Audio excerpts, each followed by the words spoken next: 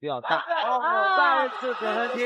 哦，是这样的一个绝招。日本空手道冠军嚣张来华踢馆，不仅放话中国人手无缚鸡之力，更是声称中国功夫如同中国足球那样不堪一击，中国太极实战第一人忍无可忍，冲上擂台用中国功夫狠狠暴打这个嚣张的日本狂人。谈起太极实战第一人韩飞龙，在中国拳坛可谓是无人不知无人不晓，那是因为韩飞龙是首位以太极功夫站在搏击擂台的那一位。出道至今的韩飞龙已经学习了近10年的太极功夫，其自身的实力要比普通选手强大许多，并且在职业巅峰时期的韩飞龙还曾在央视举办的6大门派比武大会拿到最终总冠军。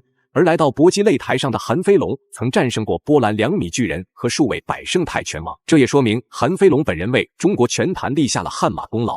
面对日本冠军的口出狂言，韩飞龙也没有任何犹豫，当即来到了当晚比赛现场，势必要用太极真功夫教教老外尊重2个字是怎么写的。好了，废话不多说，让我们看看今晚2位选手的表现如何。随着裁判一声令下，比赛正式开始。白色长裤就是中国选手韩飞龙，黑色短裤就是日本选手朝仓丰树。比赛刚刚开始，朝仓丰树就表现出一副慢慢悠悠的样子，根本就没有把中国选手韩飞龙当回事。不过韩飞龙可不会轻易的饶恕朝仓丰树，既然对手认为中国功夫没有实战能力，那今晚势必要打得对手满地开花，后悔莫及。日本南方选手朝仓丰树，对，韩飞龙呢是我国著名的太极名家王占军的亲传弟子，一直呢把这个太极的一些技战法、传统武术太极的技战法揉到现代自由搏击的这个战术里面。在上一场的比赛当中，韩飞龙拥有一个舍身踢，非常漂亮的一个舍身踢，直接 KO 对手。我们看这场比赛面对日本选手朝仓丰树是什么样的表现？怪不得韩飞龙穿着这样一个长裤，对，很有特色的这么一种中国传统的这个太极拳的一个风格哈。双方上来之后呢，我们看这个朝仓丰树啊，我们发现朝仓丰树还是在做一些转身后蹬下踢连的组合拳，哇，好漂亮啊！朝仓丰树逼到了这个绳脚，但是我们现在看朝仓丰树做一个姿势啊，好，对我来说没什么太大的无所谓。哎，每当韩飞龙将朝仓丰树放倒在地，朝仓丰树这家伙却总会表现出一副笑嘻嘻的样子对峙，仿佛韩飞龙的进攻动作简直就是给对方挠痒痒。当然，被频繁击倒必然会因此输掉比赛点数。朝仓丰树如果只是打算通过精神干扰，还无法影响韩飞龙比赛节奏。所以说，接下来的比赛，韩飞龙还需继续猛攻，直至在回合铃声敲响之前将其暴走 KO。看朝仓丰树，正蹬。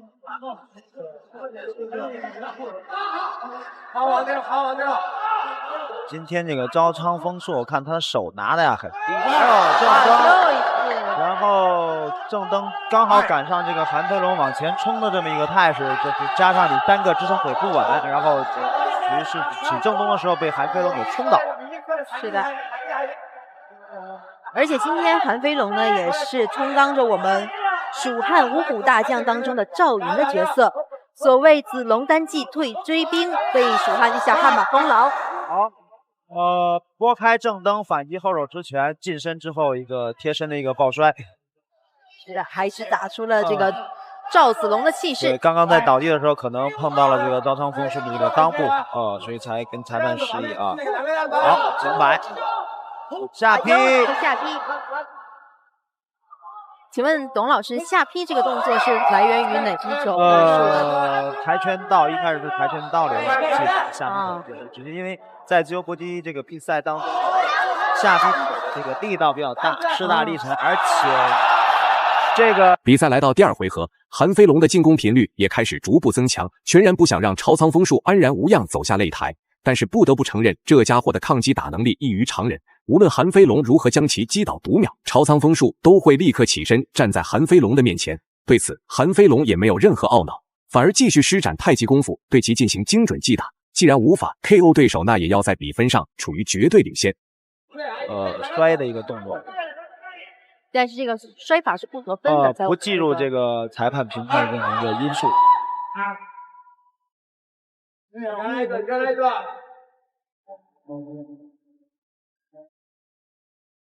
这是发生了什么？刚才是招仓丰树从裁判看招仓丰这个膝盖啊起的有一些过于靠近韩飞龙的裆部，所以裁判要提出来要注意一点。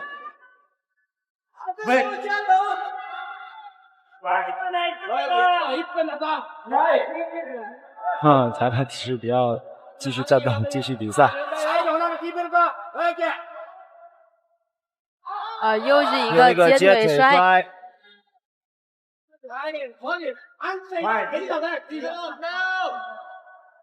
好，韩飞龙后扫。这个刚才是招仓丰树的后手直拳，韩飞龙想抓住一个机会，趁他打拳发力之前呢，自己的整个重心压在前腿上。朝仓丰树眼看自己的嘲讽动作没有起到作用，随即便开始主动逼近韩飞龙的内围，尽可能的要在这回合结束之前扳回比分优势。毕竟自己已经被足足暴揍了2个回合，就算自己在第3回合拿到优势，也很难稳定胜局。2位选手就此进入白热化阶段，无论是韩飞龙还是朝仓丰树都不想放弃争夺比赛点数的机会。我们看招仓丰树已经连续多次利用这种近身跳起来的袭击近身，然后做出一些攻击。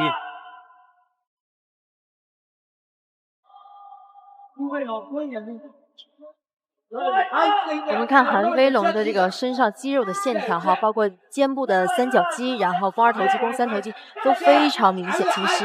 对，我们看刚才是招仓丰树一个又是一个下劈腿，但是那个下劈腿是有弧度的，对，斜下劈下来的。这就是招仓丰树的一个后腿的扫踢之后，被韩飞龙接住之后来一个接腿摔。既然接腿摔不得分，为什么韩飞龙要放回来做一下这样这是他破坏对手进攻节奏的一种方式。出腿我就让你倒地，出腿让你虽然不计分，但是你倒地之后，整个身体就要调整距离，你的节奏就会被打破。是，还是很聪明的一个打法。比赛来到第3回合，目前的比分差距已经相当明显。韩飞龙还在进一步的加快移动脚步，就是为了在这回合平稳的度过3分钟时间。然而朝仓丰树却在此刻开始着急起来，自己好歹也是名副其实的空手道冠军，在中国却被太极传统的传承者暴揍，这是再是丢尽了颜面，所以必须要将韩飞龙击败 KO 才算解气。又是一个舍身踢。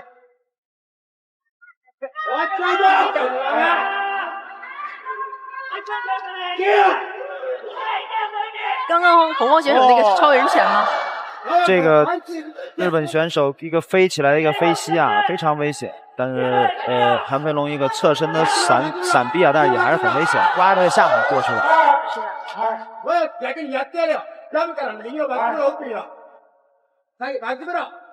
转身后摆，但是幅度过于大了，然后韩飞龙一个低头，稍微低头走过去。